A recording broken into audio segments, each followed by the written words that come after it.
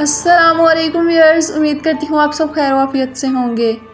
तो viewers, video को start करने से पहले मेरी आप लोगों से रिक्वेस्ट है कि आयतल कुर्सी पढ़ के अपने इर्द गिर्द हिसार बांध लें, क्योंकि जब हम ये छोटी छोटी चीज़ों को नज़रअंदाज कर देते हैं तो अक्सर ये मखलूक़ात हमें परेशान करना शुरू कर देती हैं, जैसा कि मेरे ख़ुद के साथ होना शुरू हो गया था।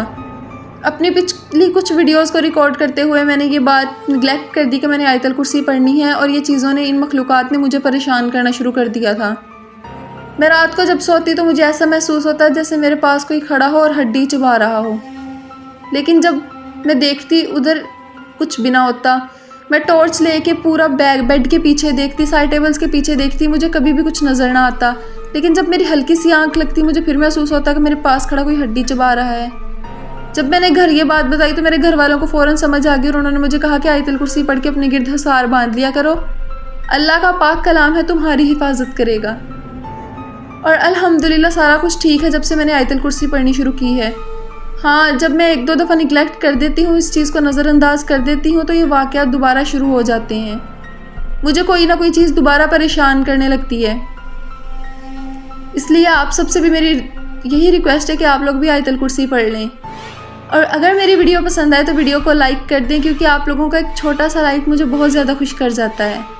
और दिल से आप सबके लिए दुआ है कि अल्लाह ताला आप सबकी हिफाजत करे और आप सबको खुशियाँ अता करे, आमीन।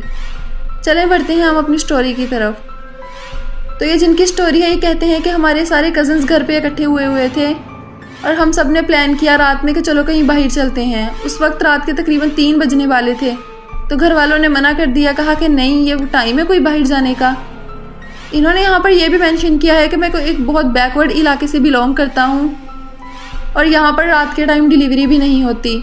दिन के टाइम तो डिलीवरी हो जाती है, लेकिन रात 8 बजे के बाद ये लोग खाना डिलीवर नहीं करते। हाँ, कुछ होटल ऐसे खुले होते हैं जहाँ से जाकर हम खुद खाना लेके आ सकते हैं। तो हम सारे कज़न्स ने प्लान किया कि ऐसा ही करते हैं। हमारे पास कुछ स्नैक्स थे, पहले तो हमने मूवीज़ वगैरह देखी और वो स्नैक इंजॉय किए, लेकिन उसके बाद हम सब ने प्लान किया कि मैं जाऊंगा और जाकर खाना लेके आऊँगा सबके लिए, कुछ शवारमे और पिज़्ज़ा। हम सबका ये डिसाइड हुआ मेन्यू कि ये चीज़ें लेके आनी है और जाकर मैं लेके आऊँ। मैंने होटल पर कॉल करके पहले ही बता दिया कि ये चीज़ें रेडी करके रखें, मैं आधे घंटे में घर से निकल रहा हूँ और ये चीज़ें लेके जानी हैं। मेरे छोटे कज़न ने ज़िद की कि भाई मैं आपके साथ जाऊँगा, लेकिन मैंने इनकार कर दिया, क्योंकि मेरा इरादा था कि मैं शॉर्टकट लूँगा। अगर मैं दूसरे रास्ते से जाता तो वो बहुत लंबा रास्ता था, मुझे आने जाने में घंटा लग जाना था, क्योंकि हमारा एरिया, जैसे कि मैंने पहले बताया, एक बैकवर्ड एरिया है और यहाँ से सिटी जो हमें पड़ता है वो तकरीबन 2 घंटे के फासले पर पड़ता है। अगर मैं शॉर्टकट से जाता तो तकरीबन 7 किलोमीटर का सिर्फ मुझे पड़ना था, जिसमें मुझे 20 मिनट या 15 मिनट लगने थे। तो कितना फ़र्क पड़ जाता। अगर मैं सही रास्ते से जाता तो मुझे तो आते आते सुबह हो जाती। मेरे पास 1 to 5 थी और मैंने सोचा कि ऐसा ही करता हूँ, शॉर्टकट से जाऊँगा, फटाफट वापस आ जाऊँगा। और कज़न को साथ लेके जाने से मैंने इनकार कर दिया कि नहीं, तुम रहो घर पे ही, मैं जाता हूँ और अभी बस 15-20 मिनट में मैं आया। शायद यही मेरी सबसे बड़ी बेवकूफ़ी थी कि मैं अपने साथ एक मुसीबत घर लेके आ गया। मैं घर से निकल गया और जब मैं घर से निकला हूँ तो मैंने उस टाइम अपने साथ ना कोई चीज़ कैरी की, ना मैंने कोई अपने साथ लाठी ली। मुझे लगा कि मुझे क्या होने लगा, 15-20 मिनट का सफ़र है, बस मैं अभी आ जाऊँगा। उस जगह के बारे में मशहूर था कि वो जगह हॉन्टेड है। वहाँ पर रात के टाइम तो क्या, दिन के टाइम भी लोग गुजरना पसंद नहीं करते थे, क्योंकि हॉन्टेड होने के अलावा उस जगह के बारे में मशहूर था कि यहाँ पर चोरियाँ बहुत ज़्यादा होती हैं, और ये सच भी था। वहाँ पर आए दिन कोई ना कोई खबर सुनने में आती थी कि कभी चोरी होगी तो कभी किसी ने किसी को मार दिया। लेकिन पता नहीं उस टाइम मेरे दिमाग पे क्या भूत सवार हुआ, मैंने सोचा कि नहीं, यहीं से जाऊँगा। और एक लिहाज से मैं ये भी सोच रहा था कि अगर लंबे रास्ते से जाऊँगा तो कब दिन के 7 बजे वापस आऊँगा क्या। खैर, मैं उस रास्ते से निकल गया। जब मैं निकला हूँ तो मेरी बाइक वहाँ पर, जब मैं एक आगे मकान की तरफ पहुँचा हूँ, वो मकान बहुत टूटा था और बहुत अरसे से वो बंद पड़ा था। जब मैं उसके पास पहुँचा हूँ तो मुझे ऐसे फील हो गया कि जैसे मेरी बाइक बहुत ज़्यादा भारी होना शुरू हो गई और मेरी बाइक के पीछे कोई वज़नी चीज़ है। मैं परेशान होना शुरू हो गया और मुझे उसी टाइम फिक्र होना शुरू हो गई कि अब मैंने ये गलत रास्ता चुन लिया है, अब मुझे ये भुगतना पड़ेगा। अभी तो स्टार्ट है, आगे पता नहीं क्या होगा। मैं वापस मुड़ना चाहूँ तो अभी नहीं मैं मुड़ सकता, क्योंकि अब ये चीज़, मखलूक जो अभी है, ये मुझे वापसी पे भी तंग करेगी। मैंने अल्लाह का नाम लिया और वैसे ही अपना सफ़र कंटिन्यू रखा। खैर, वो जो भी चीज़ थी उसने मुझे बहुत परेशान किया। मेरी बाइक वहाँ पर बंद हो गई और मेरी बाइक ऐसे थी जैसे वो मेरी बाइक को कोई चीज़ पीछे को धक्का लगा रही हो। मैं बाइक पर बैठा दोबारा बाइक स्टार्ट करने की कोशिश की, लेकिन मेरी बाइक स्टार्ट नहीं हो रही थी। मैंने आयतल कुर्सी पढ़ना शुरू कर दी। कुछ देर के बाद मेरी बाइक स्टार्ट होना शुरू हो गई। जब मेरी बाइक स्टार्ट हुई है तो मैं फ़ौरन निकला और आयतल कुर्सी पढ़ते पढ़ते मैंने अपना सफ़र पार कर लिया। हाँ, यहाँ पर एक और चीज़ जो मैं मेंशन करना चाहूँगा, वहाँ पर एक साइड पर एक दीवार थी। जब मैं वहाँ से गुजरने लगा तो मुझे वहाँ पर 2 आँखें नज़र आईं। क्या आप एक दफ़ा इमेजिन कर सकते हैं कि बिल्कुल अंधेरी जगह, खौफनाक जगह, जहाँ पर सिर्फ मैं हूँ और मुझे वहाँ पर 2 लाल आँखें नज़र आएँ तो मेरे दिल पर क्या गुजरेगी। इतना खौफ कि जैसे मेरा दिल फट जाएगा। और मैं सोचूं मैं घर से इतना बहादुर समझ के खुद को क्यों निकला। जैसे तैसे करके मैंने वहाँ से चीज़ें ली और अब मेरी हिम्मत नहीं हो रही थी कि मैं उसी रास्ते से वापस आऊँ, तो मैंने दूसरा रास्ता लेने का ही फ़ैसला किया। क्योंकि जो भी था, मुझे अपनी जान बहुत प्यारी थी। मैं हरगिज़ ये रिस्क नहीं ले सकता था कि मैं उसी रास्ते से दोबारा वापस आऊँ। कज़न्स को मैंने फ़ोन करके बता दिया कि ये माजरा है, आने में देर हो जाएगी, और वाकई वही बात हुई। मैं फुल स्पीड पे आया, लेकिन फिर भी मुझे आते आते तकरीबन मैं 3 बजे घर से निकला था, मुझे वापस आते आते 5:30 हो गए थे। उन्होंने कहा कि अब फ़ायदा। मैंने कहा जो भी है अब मैं ले आया हूँ, अब सारी यही खा और खा के सो जाओ चुप करके। लेकिन मैं ये नहीं जानता था कि मैं अपने साथ कितनी बड़ी मुसीबत लेके आ गया हूँ। कुछ दिनों बाद मेरे पेट में दर्द रहना शुरू हो गया और डॉक्टर्स ने मुझे बताया कि तुम्हारे पेट में खून जमा हो गया है। ये बात मेरे लिए बहुत ज़्यादा परेशानी का बाइस थी कि मैं बिल्कुल फिट था, ये अचानक से कैसे हो गया। लेकिन डॉक्टर्स ने मुझे ऑपरेशन बताया, वो माइनर ऑपरेशन था, मैंने वो ऑपरेशन करवा लिया। लेकिन अब मेरी तबीयत ठीक नहीं थी। मुझे अक्सर रात में भी कोई चीज़ परेशान करती। जब मैं सोता तो मेरा दरवाज़ा खुद ब खुद खुल जाता और अक्सर मुझे मेरे घर के अफराद नज़र आते। लेकिन थोड़ी ही देर बाद जब मैं उनसे पूछता कि आप तो थोड़ी देर पहले वहाँ थे, तो वो कहते नहीं, हम तो वहाँ गए ही नहीं। जैसे कि अक्सर मुझे मेरी मामा नज़र आती। कभी वो मेरे सामने से गुजर के किचन जा रही, कभी वो वॉशरूम जा रही, लेकिन अक्सर जाकर देखना तो मामा तो रूम में होती थी। उनसे पूछना तो उन्होंने कहना नहीं, मैं तो नहीं गई।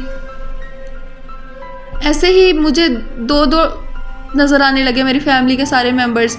और ये चीज़ मुझे इस कदर परेशान करती कि रात में मैं जब भी सोता तो ये मेरा पाँव पकड़ के हिलाती। मुझे बहुत बुरे बुरे ख्वाब आने लगे थे और अक्सर खून की उल्टियाँ आती। अब मेरी मामा को जब ये सारी बात बताई तो उन्होंने मुझे बहुत डांटा। कहा कि एक तो तुमने पहले वो रास्ता क्यों लिया जब तुम्हें पता है कि उस रास्ते से दिन में कोई नहीं गुजरता, तुम्हारा दिमाग ख़राब था कि तुम रात को वहाँ से गुजरने लगे। दूसरा, उन्होंने अब एक आमिल का नंबर लिया मेरी चची से और मुझे उन आमिल के पास ले गई। उन्होंने अपना हिसाब किताब लगाया और उन्होंने बताया कि जो भी चीज़ थी उस रात इसे देख रही थी वो इसके साथ ही घर वापस आ गई है और वो चीज़ जो है वो गैर मुस्लिम है और इसका पीछा इतनी जल्दी नहीं, इतनी आसानी से नहीं छोड़ेगी। उसके कुछ दिनों बाद मेरी तबीयत ख़राब हो गई, मेरे किडनीज़ में दर्द शुरू हो गया, फिर मेरा किडनीज़ का ऑपरेशन हुआ दोबारा। और ऐसे ही चलते चलते मेरी तबीयत दिन ब दिन ख़राब ही होने लगी। कभी मेरा किसी चीज़ में दर्द, कभी मेरी किसी चीज़ में दर्द। उसके बाद मेरे लीवर में इशू हो गया था और ये सारे मसाइल चलते ही रहे अंटिल उन आलिम ने हमें एक और आलिम का नंबर दिया और कहा कि ये जो भी मसले हैं ये मेरे हल से बाहर हैं, आप लोग इसको इन मौलाना के पास ले जाएं, इनके पास मुझसे ज़्यादा इल्म और ताकत है, ये आपके बच्चे का मसला हल कर देंगे। जब सबको पता लगा कि हमारे घर अब ऐसी कोई चीज़ है तो लोगों ने हमारे घर आना बंद कर दिया। वो कज़न्स जिनकी वजह से उस रात मुझे इतनी मुश्किल उठानी पड़ी, अब वो मुझे देखने तक नहीं आ रहे थे। इनफैक्ट उनकी फैमिलीज़, मतलब मेरे खाला, मेरे खालू, मेरे मामू और मेरी मामी लोग, ये सब मुझसे मिलने तक नहीं आए। जब मामा ने बताया तो उन्होंने साफ इनकार कर दिया, कहा कि ये चीज़ अगर हमारे साथ घर आ गई तो हम भी मुश्किल में पड़ जाएंगे। तब मैंने अपने सारे रिश्तेदारों की असलियत देखी। लेकिन खैर वो मेरा बुरा वक्त था। जब हम दूसरे मौलाना के पास गए तो उन्होंने हमसे हदिया लिया, लेकिन उन्होंने पहले सारा हमारा इलाज किया और कहा कि तुम लोग पहले एक दफ़ा कंफर्म हो जाओ कि वो चीज़ मुकम्मल तौर पर चली गई है। उसके बाद उन्होंने हमसे एक भारी रकम में हदिया लिया, लेकिन जो भी था हमारी उस चीज़ से जान छूट गई। हमने उनसे पूछा कि आपको पता है कि ये चीज़ कहाँ गई है या ये क्या था, तो उन्होंने कहा ये वही चीज़ थी जो उस रात वहाँ पर थी और ये तुम्हारे साथ आगे घर पे आ गई है। अगर ये उस टाइम तुम्हें वहाँ पर परेशान करती तो यकीनन ये उस टाइम तुम्हें वहीं पर मार कर फेंक देती। मैंने उन्हें बताया कि मैंने वहाँ पर आयतल कुर्सी पढ़नी शुरू कर दी। उन्होंने कहा कि बस तुम्हारी आयतल कुर्सी ने तुम्हें बचा लिया, वरना इस चीज़ ने उस रात तुम्हें वहीं पर नुकसान पहुँचाना था, ये तुम्हें यकीनन वहीं पर मार देती। लेकिन अल्लाह के कलाम ने शुक्र है मेरी हिफाजत की। और उसके बाद उन मौलाना को मैंने पूछा कि आपने हमसे इतनी बड़ी रकम ली है और हमें ये बात कंफर्म करने के लिए कही, अगर ये चीज़ हमारे साथ अभी भी होती तो फिर क्या होता। तो उन्होंने कहा कि ये चीज़ तुम लोगों के साथ नहीं थी, इस चीज़ को मैंने पहले ही अपने काबू में कर लिया था। मेरे पास और भी बहुत से मुवक्किल हैं, उनकी मदद से ये चीज़ पहले ही मैंने अपने काबू में कर ली थी। ये जो अभी मखलूक है ये मेरे काबू में है। आप लोगों को मैंने सिर्फ दिल की तसल्ली के लिए कंफर्म करने को कहा था। और ये हदिया जो था, इस चीज़ को करने में मुझे मेहनत लगी, मुझे इतने दिन चिल्ले काटने पड़े और ये चीज़ मुझे भी नुकसान पहुंचा सकती थी जो भी थी। हम लोग अपनी जान पर रिस्क लेते हैं। अगर हमने हदिया ले लिया तो इसमें कोई बड़ी बात नहीं है, आप लोगों को भी तो हमने मुश्किल से निजात दिलाई है। लेकिन खैर मुझे उस चीज़ की फ़िक्र नहीं थी, मुझे बस ये था कि अब मेरी जान को सुकून हुआ। ये जो रातों की नींद मेरी हराम हुई पड़ी थी और मैं इतनी तकलीफ़ में दिन ब दिन मुश्किल में गिरता जा रहा था, जैसा भी था चलो अब मुझे सुकून हो गया। उसके बाद भी अक्सर मुझे ख्वाब आते हैं, लेकिन अब मुझे ये पता है कि वो जो भी चीज़ है वो असल में हकीकत में मौजूद नहीं है, बस मेरे दिमाग के एक वहम है, ये जो डर मेरे दिमाग में बैठ गया है। लेकिन खैर इन सारे वाक़यात के बाद अब मैंने भी अपने रिश्तेदारों के घर आना जाना ज़रा कम कर दिया है, क्योंकि मुझे पता चल गया अगर ये मुश्किल में मेरा साथ ना दे सके तो फ़ायदा फिर ऐसी रिश्तेदारियाँ पालने का। मेरा अपने उन कज़न्स के साथ लगाव ज़्यादा हो गया है जिन्होंने उस टाइम पर मेरी हेल्प की, जो मुझे मेरी बीमारी की हालत में देखने आते थे, जिन्होंने ये नहीं सोचा कि ये चीज़ उनके साथ घर चली जाएगी। और अल्लाह का शुक्र है मैं बिल्कुल सेहतमंद हूँ। इस बात को 2 साल गुजर चुके हैं, लेकिन अब मेरे साथ दोबारा ऐसा कभी कोई वाक़या नहीं हुआ। हाँ, अक्सर ख्वाब आ जाते हैं, मैं डर भी जाता हूँ, लेकिन आयतुल कुर्सी पढ़ता हूँ, सब कुछ बिल्कुल ठीक हो जाता है फिर।